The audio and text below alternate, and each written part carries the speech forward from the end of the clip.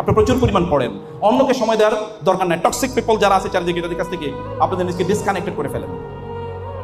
এবং যারা আপনাকে কেবলমাত্র দুনিয়ার লোভ দেখাবে, কেবল দুনিয়ার প্রত্যাশা, কেবল দুনিয়া নিয়ে কথাবার্তা, এদের কাছ থেকে আপনার নিজেকে বিরত রাখুন।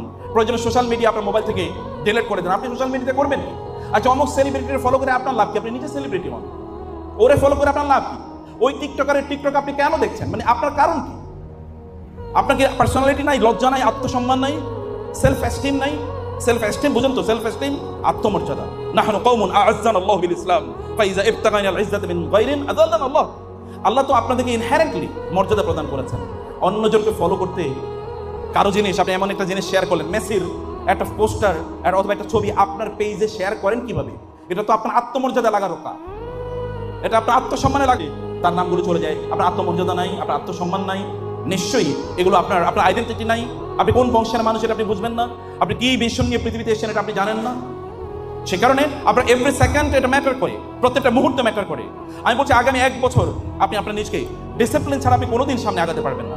আপনার রাসূলের দিকে তাকান তো, তিনি কোনো কাজ এরকম হয়েছেন যে ফজরের নামাজ তিনি ঘুমার, ফজরের নামাজ সূর্য ওঠার পরে তিনি পড়েছেন, এরকম দেখবেন আপনি? একদিন ঘটেছে, কারণ বেলাল রাদিয়াল্লাহু তাআলা আনহুকে দায়িত্ব দিয়েছিলেন, বেলাল তুমি আমাদেরকে ঘুম থেকে উঠিয়ে দিও।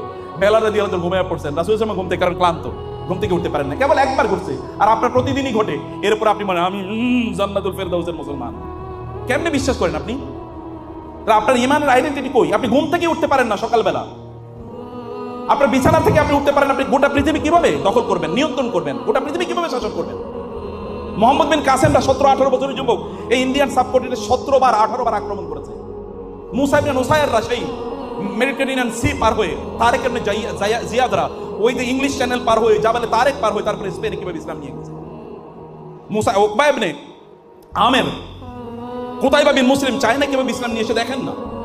আপনাদের বয়স ইখতিয়ারুদ্দিন বখতিয়ার খিলজিদের বয়স কত দেখেন না?